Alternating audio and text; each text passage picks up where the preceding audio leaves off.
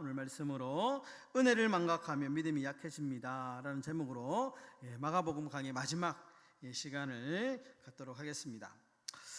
네, 예전에도 한번 제가 언급한 적이 있는데요, 이 독일의 심리학자인 에빙하우스라는 분이 연구한 망각의 곡선이라고 하는 통계가 있습니다.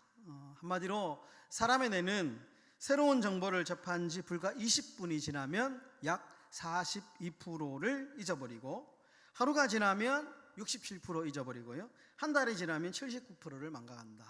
그러니까 잊어버린다, 잘 잊어버린다. 그래서 이 에빙하우스는 이 망각을 이제 막는 유일한 방법이 뭐냐? 끊임없이 반복을 해야 된다. 반복, 주기적인 반복, 복습, 끊임없이 하면 잊어버리지 않는다, 이렇게 이야기를 합니다. 여러분, 영적인 원리도 마찬가지입니다. 하나님의 은혜를 날마다 반복해서 기억하고 묵상하지 않으면 우리는 자꾸 잊어버립니다. 그래서 우리가 말씀을 계속 반복하는 이유가 거기에 있는 것이죠. 여러분, 계속 우리가 은혜를 이 말씀을 잊어버리면 어떤 결과가 올까요? 결국에는 불안해지고 불신이 찾아오고 두려워지고 믿음이 약해진다. 그래서 하나님의 방법대로가 아닌 세상의 방법으로 자꾸 우리가 살아가게 된다라는 것이죠. 예전에 그 중고등부 수련회 때 한번 기억해 보면요, 3박 4일, 예전에는 3박 4일 막 그렇게 했거든요. 그래서 3박 4일 동안 은혜 많이 받고 내려오면 하루 이틀은 생각해 보면 정말 말씀대로, 들은 말씀대로 살려고 엄청 노력 많이 했거든요. 제 어릴 때도 생각해 보면 은혜 받은 대로, 그래서 정말 하루 이틀은 정말 그 말씀 붙잡고 기억했는데 한 일주일도 안 가서요, 잊어버립니다. 잊어버리고 그냥 내 하던 습관대로 사는 모습들. 그러니까 잊어버리면 결국에는 참 믿음이 이제 떨어지고 약해진다라는 것이죠. 여러분, 날마다 은혜를 되새기면서 영적인 복습을 통해서 늘 강건한 믿음을 소유하시는 저와 여러분들의 삶이 되시기를 주의 이름으로 축원합니다.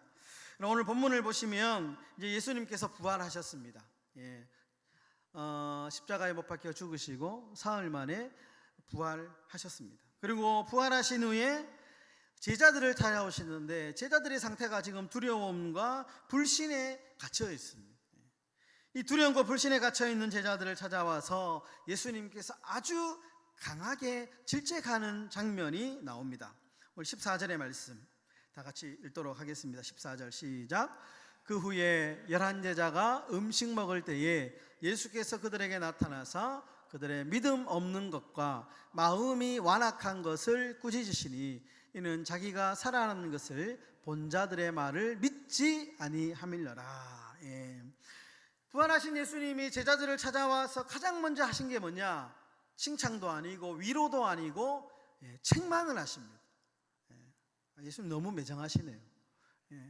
얼마나 제자들이 마음고생했는데 좀 위로 좀 먼저 해주시면 얼마나 좋겠습니까? 그런데 꾸짖었다. 그런데 무엇을 꾸짖었느냐? 믿음이 없는 것을 꾸짖었다. 이렇게 믿음이 없는 것. 오늘 본문 11절도 보면 듣고도 믿지 아니라, 13절에도 역시 믿지 않는다. 믿음이라는 단어가 계속 오늘 본문에 반복되고 있습니다. 믿음, 믿었다, 믿지 않는다, 믿음이라고 하는 이 말이 계속 반복되죠. 여러분, 그렇다면 왜 이 제자들의 믿음이 약해졌을까 진단해야 되지 않겠습니까? 왜 이들이 예수님 잘 따라다니다가 예수님 돌아가신 후에 왜 믿음이 약해졌느냐? 그것은 은혜가 메말라 버렸기 때문입니다. 과거에 예수님과 함께 있을 때 그 받은 은혜, 그 받은 참 감격, 이 은혜가 말라버렸기 때문에 결국 이 제자들이 믿음이 약해진 거다라는 겁니다.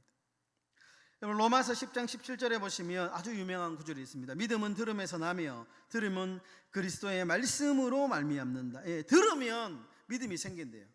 믿음은 듣는 데서 난다. 그리스도의 말씀을 들으면 믿음이 생긴다.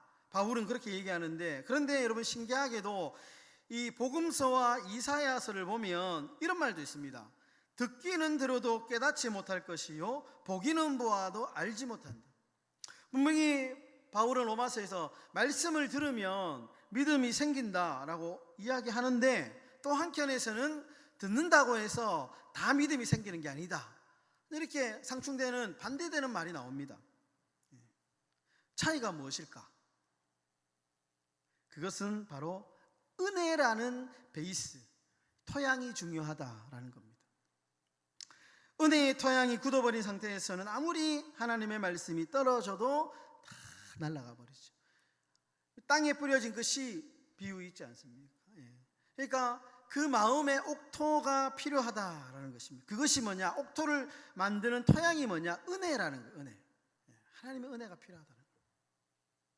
여러분, 오늘 본문에 등장하는 막달라 마리아를 소개하는 장면을 보시면 9절에서 막달라 마리아를 이렇게 소개하죠. 전에 7 귀신을 쫓아내어 주신 막달라 마리아. 굳이 그냥 이름만 딱 간단하게 언급해 두셨는데 과거를 들춰냅니다. 전에 7 귀신이 들렸었던 이 막달라 마리아에게 은혜를 베풀어 주셨다. 그러니까 막달라 마리아는 어떤 여인이냐? 과거에는 인간 대접 못, 귀신 들려가지고 사람들하고 같이 살지 못하고 혼자 외롭게 귀신 들려가지고 귀신의 지배를 받으면서 기본적인 인간적인 삶도 못 살던 그 막달라 마리아가 막달라 마리아였다. 지금 그 과거를 이야기하면서 자격이 없고 소망이 없던 인생이었다, 이렇게 소개합니다. 그런데 그녀가 어떤 사람이냐? 과거에는 그런 사람이었으나 이제는 하나님을 만난 이후에, 예수님을 만난 이후에 은혜를 받은 사람이다. 은혜를 받은 사람이다. 그래서 그 은혜가 그 여인의 마음속에 있기 때문에 그가 무덤가에 가서 울면서 예수님의 시신이 없어진 것을 보고 통곡하면서, 그리고 부활의 주님을 만났을 때에 즉각적으로 믿음으로 반응할 수 있었다. 저자의 깊은 의도가 있는 것이죠. 막달라 마리아, 은혜가 필요하다는 거예요. 그럼 반면에 제자들의 모습을 한번 떠올려 보십시오. 엠마오로 내려가던 제자들이 누가복음 24장에 보면 그들이 이런 이야기를 합니다. 우리는 이 사람이 이스라엘을 속량할 자라고 바랬다. 우리는 예수님이 이스라엘을 자유롭게, 자유를 줄 수 있는 정말 그러나 정치적으로 아주 훌륭한 사람으로 나는 생각했다. 그런데 그런 분이 아니었다 라고 푸념하는 장면이 나오죠. 그러니까 제자들은 어떤 사람이었냐? 은혜가 중심이 아니고 이익과 목적이 있었던 사람. 은혜 때문에 예수님을 따라가는 사람이 아니고 자신의 목적 때문에 예수님을 따라다녔던 사람이에요. 여러분, 은혜로 예수님 믿는 거하고 목적이 있어서 예수님 믿는 거하고 다릅니다. 하나님이 나를 죄에서 구원해 주신 그 은혜, 나를 하나님의 자녀로 삼아 주신 그 은혜, 그 은혜가 있는 사람의 신앙과 내가 예수를 이렇게 믿으면, 전도 받을 때 그런 거 있잖아요. 예수 믿으면 복 받습니다. 복 받죠. 예수 믿으면 이렇게 잘 됩니다. 자녀가 잘 되고요. 잘 되죠, 당연히. 그런데 그것만 알고 그 목적만 가지고 예수를 믿었다가 나중에 자녀도 안 되고 복도 자기가 생각하는 복도 못 받고 하면 믿음이 흔들리는 거죠. 그러니까 이 전자와 후자는 엄청난 차이가 있는 것이죠. 막달라 마리아는 은혜 때문에 예수님을 따라갔던 사람이고, 이 제자들은 이익과 목적 때문에 예수님을 따라갔기 때문에 결국 도망가게 되었다라는 겁니다. 여러분, 은혜를 모르면 믿음은 약해집니다. 여러분, 우리 마음에 은혜가 떨어지지 않도록 해야 됩니다. 은혜를 잊어버리면 안 돼요. 여러분, 19세기 철학자 니체는 이렇게 말합니다. 망각은 인간이 삶을 지속하기 위한 건강한 능력이다.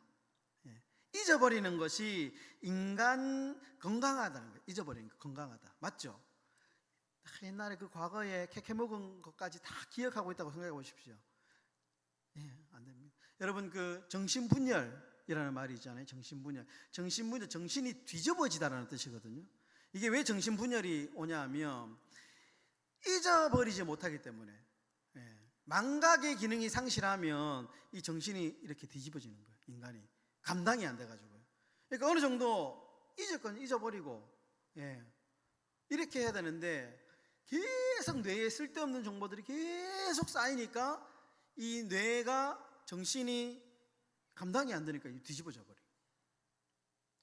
그러니까 망각은 건강한 능력이죠. 맞아요.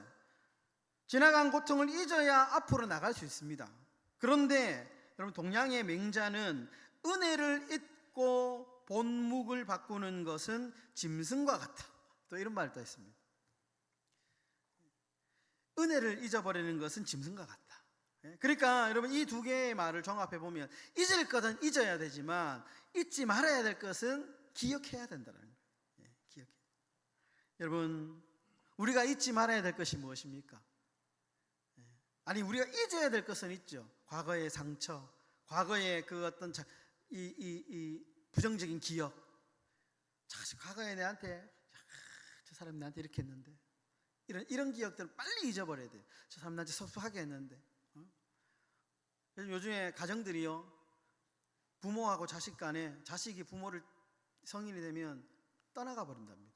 연락도 안 해버린대요.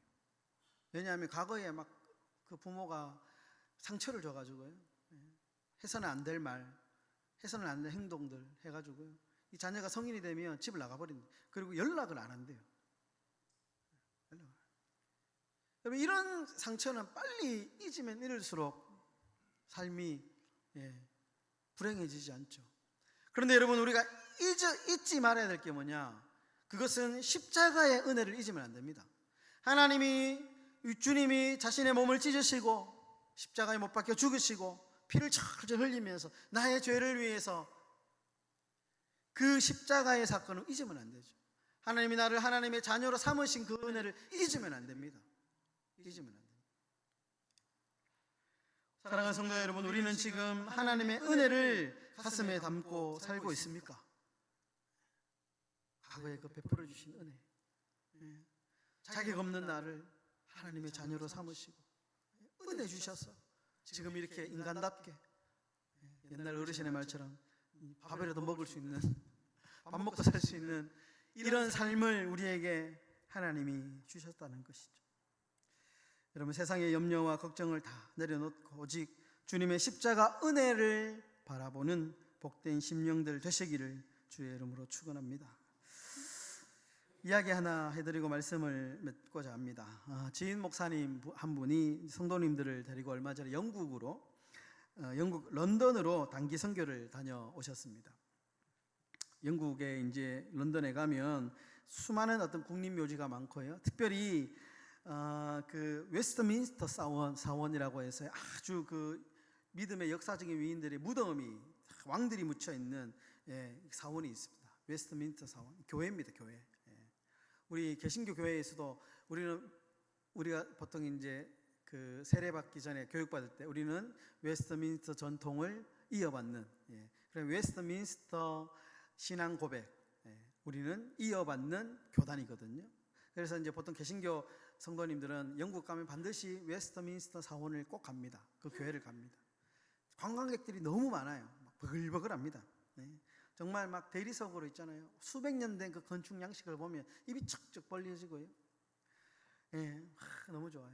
근데 한 목사님이 성도들을 데리고 갔는데 다 감탄하는 거예요. 놀라는 거예요. 근데 그 중에 한 성도님이 자신을 인도하던 가이드에게 이런 질문을 던집니다. 가이드님, 이 건물 너무 대단하고 웅장한 거 좋은데요, 그런데 이 어마어마하고 화려한 예배당에서 올 한 해 동안 예수를 믿고 구원받은 사람은 몇 명입니까? 사람들이 그 웨스트민스터 그 사원 교회에 매주일마다 예배가 드려집니다. 거기 있는데 관광객들도 많이 오고 막 버글버글한데, 그런데 이 성도가 핵심을 찌른 거예요. 사람이 너무 많은데, 그런데 여기에서 정말 예수 믿고 은혜 받고 구원받은 사람 몇 명입니까? 가이드가 얼굴이 벌게가지고 말을 못하더랍니다. 목사님이 이 모습을 보면서 자기가 많은 생각을 했대요. 자기의 교회를 생각했대. 우리 교회가 자기 교회도 나름대로 지역에서는 규모 있는 교회로 소문나 있고 뭐 아주 좋은 멋진 건물을 가지고 있는 교회인데 과연 우리 교회 안에 은혜가 있고 생명이 있느냐, 이런 생각을 하게 되었다는 거예요.